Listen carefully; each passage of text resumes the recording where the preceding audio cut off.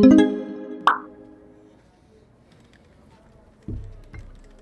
café, hermano. Bien, papá, gracias.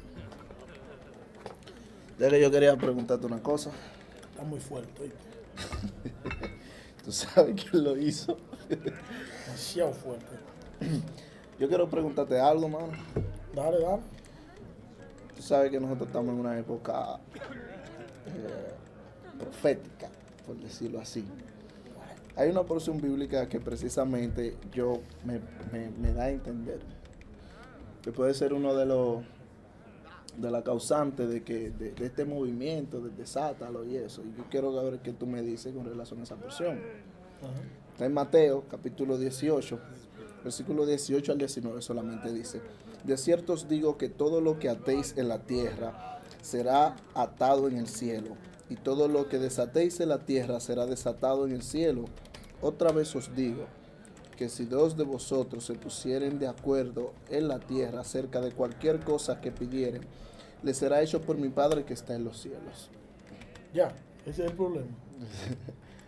Bueno, mira, Jonathan, yo creo, primero, es cierto lo que tú dices, la mayoría de gente hoy toma esos textos bíblicos y se lo aplica a demonios, se lo aplica no solo, bueno, yo entiendo que la guerra espiritual ha tomado eso como una base fundamental para atar y desatar.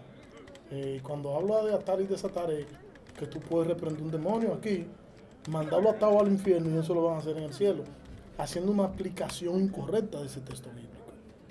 Yo entiendo que eso no está hablando de eso. ¿Cuál es tu entender con relación al contexto de esta lectura del que está hablando? Mira que lo que sucede. Lo que pasa es que nosotros a veces cogemos los textos bíblicos y los sacamos de manera aislada. Que eso es lo que sucede con ese texto bíblico. El que toma esos textos bíblicos de forma aislada y lo trata de aplicar, donde quiera que tú lo apliques va a caer mal. Porque tú tienes que, la Biblia, leerla con el contexto. ¿Cuál es el contexto? Lo primero que yo tengo que preguntarme es, ¿de qué se está hablando ahí?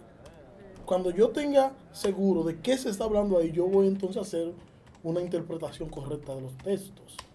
¿Cuál es el contexto? Cuando tú analizas desde el versículo 15 de Mateo 18, tú te das cuenta que Jesús está hablando del perdón. Y Pedro pregunta, Señor, ¿y cuántas veces tengo que perdonar a mi hermano? Hasta 7, no te digo hasta 7, hasta 70 veces 7, o sea, 490 veces, que no es lo que Jesús está diciendo que Exacto. es un número, Es sino... para poner un número exagerado en ese entonces. Exacto, pero era para dar a entender que era ilimitado el perdón. Entonces, esa es la línea de lo que Jesús está hablando. Como esa es la línea de lo que Jesús está hablando, hay un momento que cuando Jesús le responde a Pedro, entonces empieza a contar una parábola para presentar el perdón irracional de un siervo. Entonces, en ese mismo contexto del perdón, entonces que salen esos versículos que tú estás diciendo, o sea, eso simplemente podemos aplicarlo al perdón.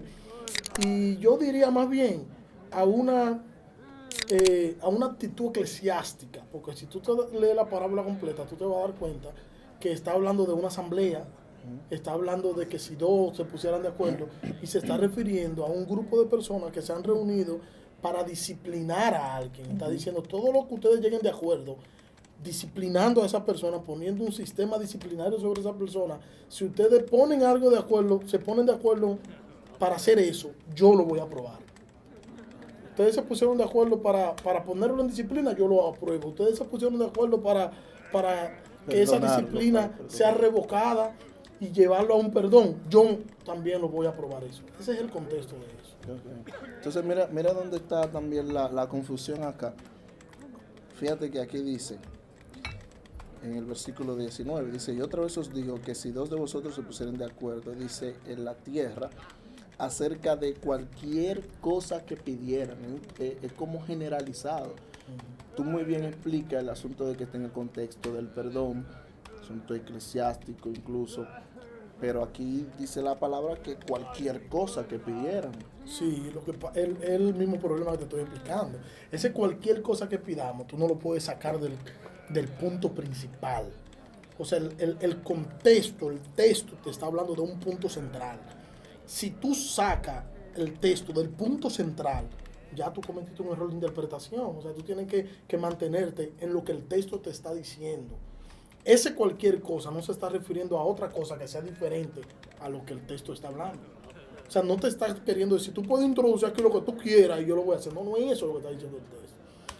Y si tú te vas a otra traducción, no te vas a dar cuenta que no es eso lo que el texto te está diciendo. Es que si nos ponemos de acuerdo, te voy a poner un ejemplo.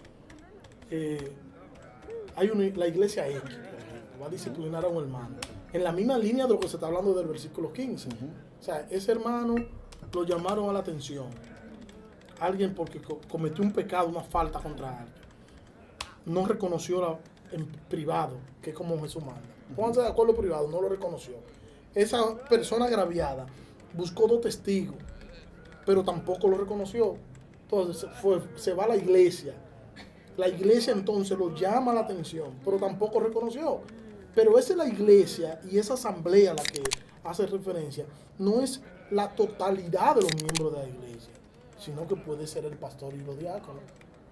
Puede ser la representación de la autoridad eclesiástica, que en este caso son los pastores, los diáconos, los ancianos. Entonces, en esa reunión, lo que ese equipo de personas que representa a la iglesia, con la autoridad de Cristo, decida, eso es lo que el Señor va a aprobar. Ese es el contexto de lo que está hablando. Si salimos de ahí, fracasamos. Es bueno que tú me lo digas, porque tú sabes que la Biblia tiene no solamente esa, tiene otras porciones donde menciona la palabra todo, menciona la palabra mundo, y uno lo globaliza. Sí. Normalmente es lo que uno está acostumbrado a hacer, y de hecho la gente dice, sí, pero la Biblia dice todo, la Biblia dice cualquier cosa. O sea, Sí.